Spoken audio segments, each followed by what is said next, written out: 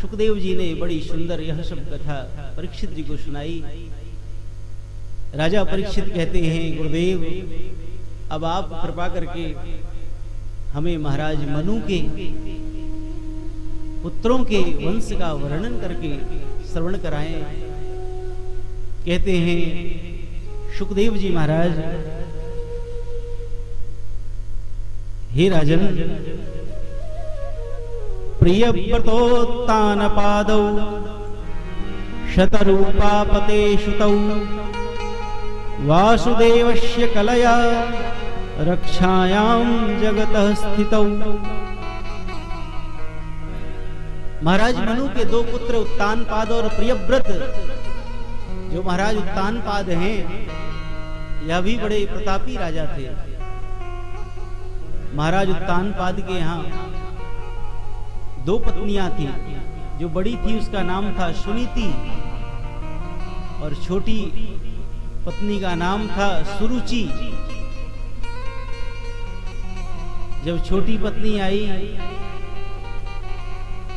तो राजा को बड़ी पत्नी में आसक्ति कम हो गई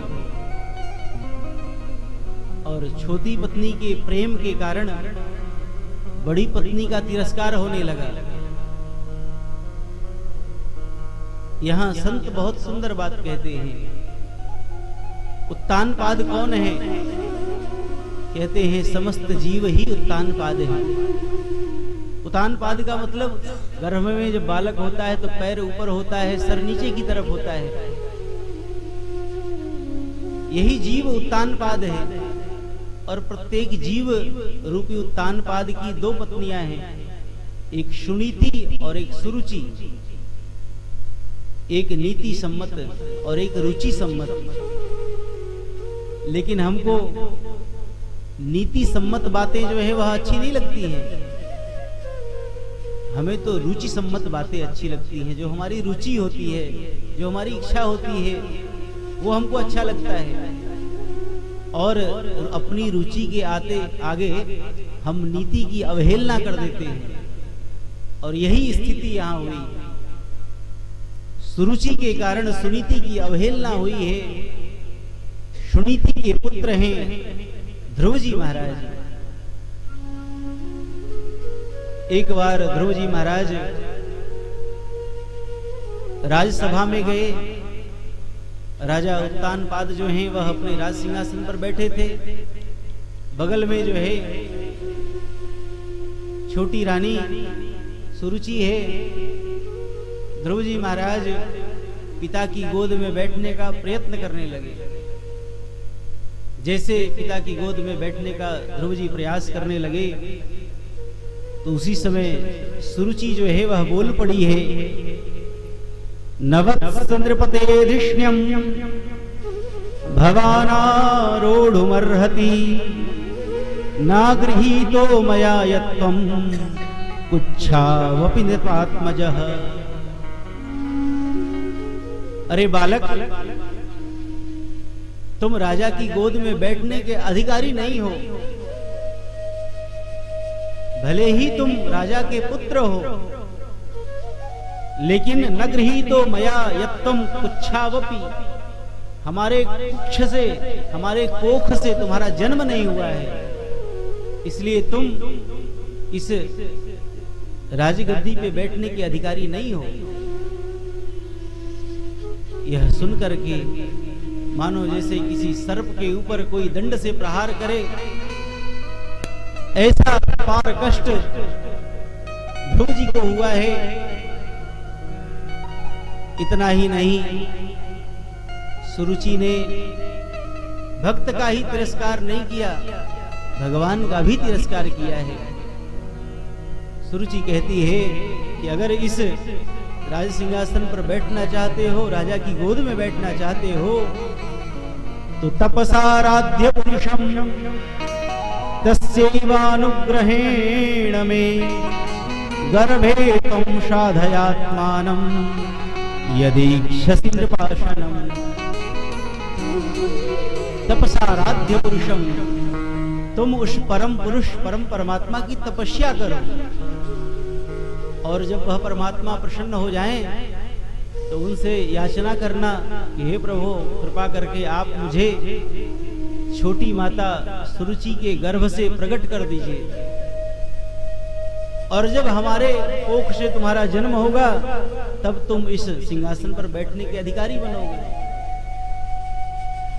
सुखदेव जी कहते हैं, राजन, जिसे भगवान की कृपा मिल जाएगी, भगवान का सानिध्य मिल जाएगा, फिर वह इन तुच्छ वस्तुओं की कामना करेगा ही क्यों? इस तुच्छ पद की कामना क्यों करेगा? यह सुनकर के ध्रुव जी को अपार कष्ट हुआ। ध्रुव जी महाराज फुफकारते हुए क्रोधित होकर के वापस लौट करके आए और सारी बातें अपनी माता सुनीति से बतलाई है। माता सुनीति ने देखा अच्छा अवसर है, बालक को सुंदर उपदेश देना चाहिए। माता सुनीति ने कहा है, पुत्र, तुम्हारी छोटी माँ ने जो भी कहा बिल्कुल ठीक ही कहा है। तुमको तो उस परम पिता परमात्मा की तपस्या करनी चाहिए, उसका भजन करना चाहिए। यह माता पिता का दायित्व है कि अपने पुत्रों को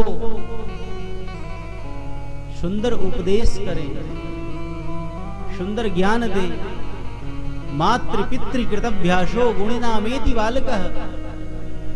माता पिता के द्वारा जैसा अभ्यास कराया जाता है, बालक वैसा ही गुणी होता है। माता सुनीति ने बड़ा सुंदर अवसर जान करके बड़ा सुंदर उपदेश किया है। और महाराज ध्रुव जी वहां से चल पड़े हैं, वन की ओर चल पड़े। वन में जा रहे हैं, रास्ते में श्री नारद जी महाराज मिले हैं। नारद जी को देखा, प्रणाम किया। नारद जी ने कहा, बालक कहां जा रहे हो? ध्रुव जी ने कहा कि वन में जा रहे हैं भगवान को प्राप्त करने के लिए, भजन करने के लिए। नारद जी ने कहा कि वहां जंगल में तो सिंह रहते हैं, बड़े बड़े हिंसक जानवर, मार करके खा जाएंगे। वहां क्या खाओगे, क्या पियोगे, कैसे रहोगे? ध्रुव जी ने बड़ी सुंदर बात कही, जब दांत नहीं तब दूध दियो, अब दांत भये तब अन्न न दई है। जीव बसे जल में थल में, सबकी सुधिलेत सुमेरी हुलई है। काहे को सोच करे मन मूरख, सोच करे कछु हाथ नाई है। जान को देत अजान को देत, जहान को देत सुमो को दई है। हे गुरुदेव, हमने तो सुना है कि जब बालक के मुख में दांत नहीं होता है तो वह परमात्मा मां के आंचल में दुग्ध प्रवाहित कर देता है, और जब मुख में दांत आ जाएगा तो क्या वह भगवान अन्न नहीं देंगे? जल में, थल में, नभ में जितने भी जीव हैं सबका जो भरण पोषण करते हैं वह परमात्मा हमारा भी भरण पोषण करेंगे। जब इस प्रकार की तीव्र भक्ति देखा है नारद जी ने बड़ा सुंदर द्वादशाक्षर मंत्र दिया है। ओम नमो भगवते वासुदेवाय, बड़ा दिव्य द्वादशाक्षर मंत्र दिया। कहा, पुत्र, मधुवन में जाकर के यमुना जी के तट पर दिव्य इस मंत्र का जप करो, शीघ्र ही तुमको उस परम पुरुष परमात्मा की प्राप्ति होगी। ध्रुव जी महाराज नारद जी को प्रणाम किए हैं और दिव्य मंत्र प्राप्त करके मधुवन में यमुना जी के तट पर पहुंचे और एक चरण से खड़े होकर के भगवान की तीव्र तपश्चर्या करने लगे। जैसे भजन का पहला महीना प्रारंभ हुआ, त्रिरात्रांते त्रिरात्रांते कपित्थवादरासनः आत्मवृत्त्यनुसारेण माशं निर्देशयन् हरिम्। भजन का पहला महीना प्रारंभ हुआ ध्रुव जी का, तो 3-3 दिन पर कपित्थ बेर खा करके भगवान का भजन किए हैं। भजन का दूसरा महीना प्रारंभ हुआ तो द्वितीयम चानयन मासम षष्ठे षष्ठेर भको, 6 दिन पर पत्ते और दूब को खा करके भजन किया है। तीसरा महीना भजन का जब प्रारंभ हुआ तो 9 दिनों पर केवल यमुना जी का जल पी करके भगवान का भजन किया है।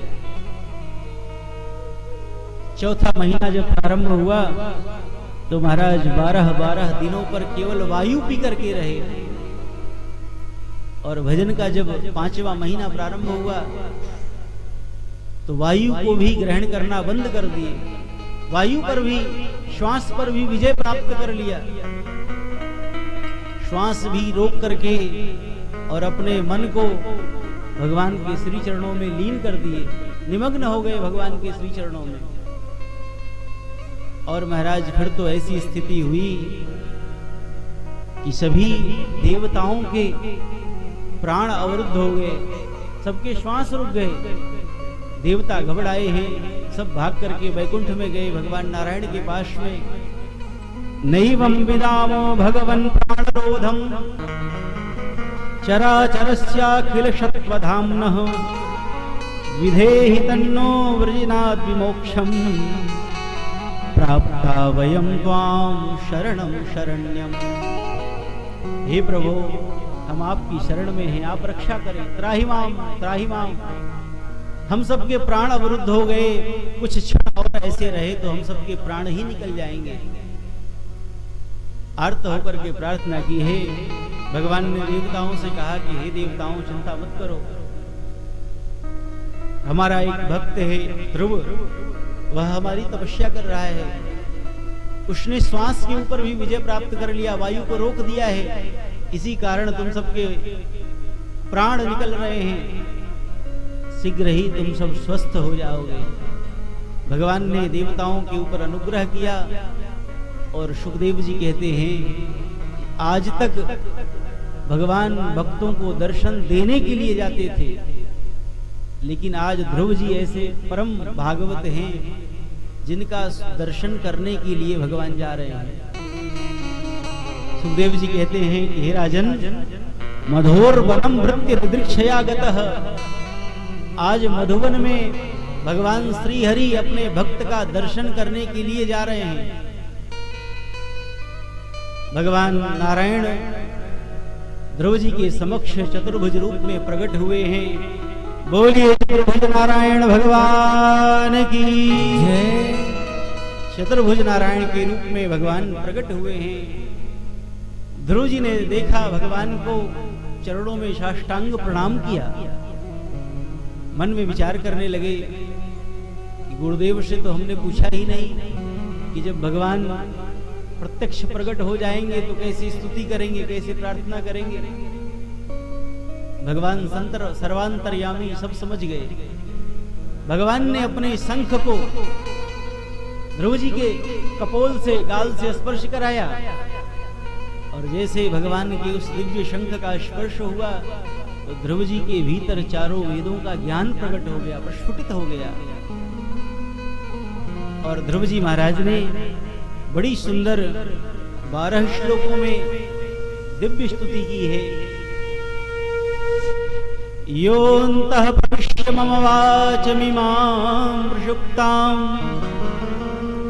संजीवयत्यखिल शक्तिधरः स्वधाम्ना अन्याश्च हस्तचरणश्रवणत्वगादि प्राणान्नमो भगवते पुरुषाय तुभ्यम्। हे प्रभु, आपकी कृपा से हमारी यह सुषुप्त वाणी, सोती हुई वाणी जागृत हो गई है। आपकी कृपा से हमारे हृदय में दिव्य ज्ञान का उदय हो गया है। हे परम पुरुष परमात्मा, हे नाथ, आपके चरणों में हमारा बारंबार प्रणाम है। बड़ी सुंदर ध्रुव जी महाराज ने स्तुति की है।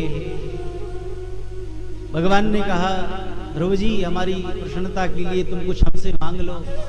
ध्रुव जी ने कहा प्रभु आपका दर्शन हो गया, अब और कुछ भी लालसा नहीं है। भगवान ने कहा नहीं नहीं, हमारी इच्छा है कि तुम पृथ्वी का शासन करो। हे ध्रुव, तुम पृथ्वी का शासन करो, 36,000 वर्ष तक तुम इस पृथ्वी पर शासन करो। उसके बाद पुनः हमारे दिव्य धाम को तुम आओगे। ध्रुव जी के ऊपर अनुग्रह किया है भगवान ने। और ध्रुव जी महाराज जब लौटे हैं तो जिन्होंने तिरस्कार किया था, स्वागत के लिए सबसे पहले वह पंक्तिबद्ध खड़े हैं। राजा उत्तानपाद, सुरुचि सब स्वागत में पड़े खड़े हैं। यह भगवान की कृपा का फल है। जिसके ऊपर भगवान का अनुग्रह हो जाता है, सब उसके पीछे पीछे चलते हैं। पूज्य गुरुदेव भगवान कहते थे, ये संसार क्या है? कहते थे यह परछाई है। परछाई को जितना पकड़ने का प्रयास करोगे वह दूर भागेगी, और परछाई से जब मुख मोड़ लोगे, संसार से मुख मोड़ लोगे, भगवान की तरफ मुख लगाओगे तो परछाई पीछे पीछे चलेगी, संसार पीछे पीछे चलेगा। भगवान की कृपा जिसके ऊपर हो जाती है, सब उसके हो जाते हैं। इसीलिए भक्त बड़े भाव से गाते हैं, मुझे कौन पूछता था तेरी बंदगी से पहले, मुझे कौन पूछता था तेरी बंदगी से पहले, मुझे कौन पूछता था तेरी बंदगी से पहले, मुझे कौन पूछता था तेरी बंदगी से पहले। मैं तुझको ढूंढता था,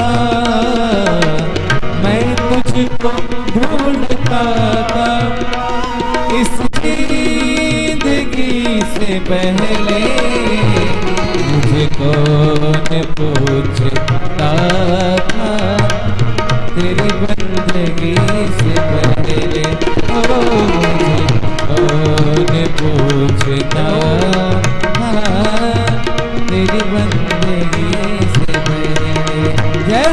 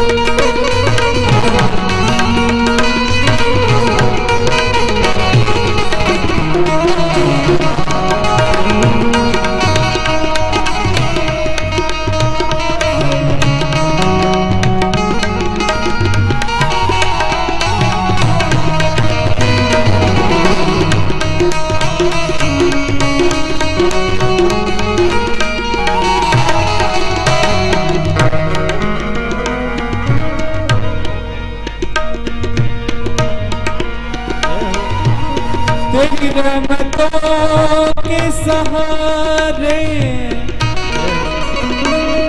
मेरी नैया चल रही है, तेरी रहमतों के सहारे मेरी नैया चल रही है।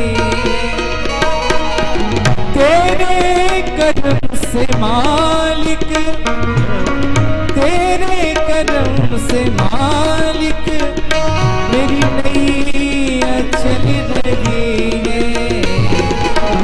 ये गीत ना गला था तेरी बंदगी से, ये गीत ना गला था तेरी बंदगी से। मैं तुझको ढूंढता था, मैं तुझको ढूंढता था इस जिंदगी से पहले। मुझे कौन पूछता था तेरी बंदगी से पहले, मुझे कौन पूछता था तेरी बंदगी से, तेरी बंदगी, तेरी बंदगी। बोलिए वत्सल भगवान की जय, श्री ध्रुव जी महाराज की जय। मुझे कौन पूछता था तेरी बंदगी से पहले, मैं तुझको ढूंढता था इस जिंदगी से पहले। हे प्रभु, आपकी कृपा हुई, सारा संसार अपना हो गया। महाराज उत्तानपाद ने आतिथ्य किया है, ध्रुव जी को लाकर के राज सिंहासन पर बिठाया, स्वयं वन को चले गए। ध्रुव जी महाराज का शासन प्रारंभ हुआ है। एक बार छोटे भाई उत्तम शिकार खेलने के लिए उत्तराखंड की तरफ गए, हिमाचल में। उधर जो है यक्षों के साथ बड़ा भीषण युद्ध हुआ। उस युद्ध में उत्तम मारे गए। ध्रुव जी को सूचना मिली, ध्रुव जी महाराज दिव्य विमान पर बैठ करके गए हैं और यक्षों के साथ बड़ा भीषण युद्ध किया है। यक्षों को मारने लगे, संहार करने लगे। उसी समय महाराज मनु प्रकट हुए हैं और मनु ने कहा कि हे पुत्र, अलम वत्साति रोषेण तमोद्वारेण पाप्मना येन पुण्यजना नेता अवधीष्वमनागशः। अलम वत्साति रोषेण तमोद्वारेण पाप्मना। हे पुत्र, यह क्रोध जो है यह पाप का द्वार है। इस क्रोध का, इस रोष का परित्याग कर दो। सब अपने अपने कर्मानुसार जन्मते और मरते हैं, भाग्य प्रारब्धानुसार सुख और दुख को भोगते हैं। इसमें कोई कारण नहीं है, किसी के प्रति तुम रोष मत करो। ध्रुव जी को भगवान का दर्शन तो मिला था, लेकिन ध्रुव जी को सत्संग नहीं मिला था। आज जब महाराज मनु के द्वारा दिव्य उपदेश को प्राप्त किए हैं, ध्रुव जी वापस लौट आए और ध्रुव जी महाराज वन को चले गए, भगवान का भजन करने लगे। और अंतिम समय में स्वयं भगवान के पार्षद आए हैं। भगवान के पार्षदों ने ध्रुव जी से कहा कि हे ध्रुव जी महाराज, आपको बड़ा ही दिव्य परम पद की प्राप्ति हुई है। जो पद बड़े बड़े योगियों को, मुनियों को, यतियों को दुर्लभ है, वह दिव्य पद आपको प्राप्त हुआ है भगवत कृपा से। सुदुर्जयं विष्णुपदं जितं त्वया यत्सूरयो प्राप्य विचक्षते परम् आतिष्ठतच्चन्द्रदिवाकरादयो ग्रहश्चताराः पर्यन्ति दक्षिणम्। आपने अपनी भक्ति के प्रभाव से विष्णु लोक का अधिकार प्राप्त किया है, यह औरों के लिए दुर्लभ है। परम ज्ञानी सप्तर्षि भी वहां तक नहीं पहुंच सकते, वे नीचे से केवल देखते रहते हैं। सूर्य चंद्र सभी ग्रह नक्षत्र तारा सब आपकी परिक्रमा करेंगे, ऐसा दिव्य पद आपको मिला है। ध्रुव जी महाराज उस विमान पर बैठने के लिए उद्यत हुए, तब तक एक काली काली देवी आई है, मृत्यु देवी। उसने कहा, ये ध्रुव जी महाराज, आप चाहे स्वर्ग को जाओ चाहे नरक को जाओ, लेकिन इस मृत्यु लोक की अधिष्ठात्री देवी हूं, मुझे स्वीकार करना पड़ेगा। भगवान के पार्षदों ने कहा कि देवी से कहो कि थोड़ा अपना मस्तक झुकाएं। जैसे मृत्यु देवी ने मस्तक झुकाया तो मृत्योर मूर्धनिम पदम दत्वा आरुरोहाद भूतक गृहम, मृत्यु देवी के सर पर पैर रख करके और ध्रुव जी महाराज उस विमान पर बैठ गए। और बैठ करके जैसे चलने लगे तो ध्रुव जी को अपनी मां का स्मरण आया, जिस माता की कृपा से आज यह दिव्य पद मुझे प्राप्त हुआ। उस मां को मैं छोड़ करके कैसे जा सकता हूं। भगवान के पार्षदों से ध्रुव जी ने मना कर दिया कि मैं नहीं जा सकता। क्यों? ध्रुव जी ने कहा, मैं अपनी मां को छोड़ करके नहीं जा सकता। ध्रुव जी ने कहा, भगवान के पार्षदों ने कहा, हे ध्रुव जी महाराज, आप मां की चिंता मत करो। इति व्यवसितं तस्य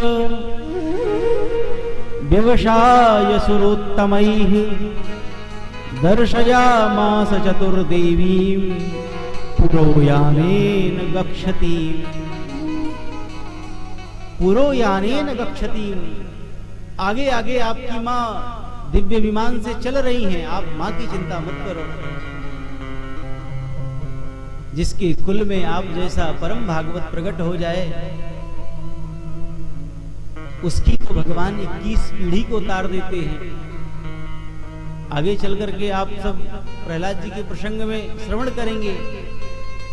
भगवान स्वयं कहते हैं कि जिस कुल में कोई भक्त प्रकट होता है, मैं उसकी 21 पीढ़ी को उतार देता हूं।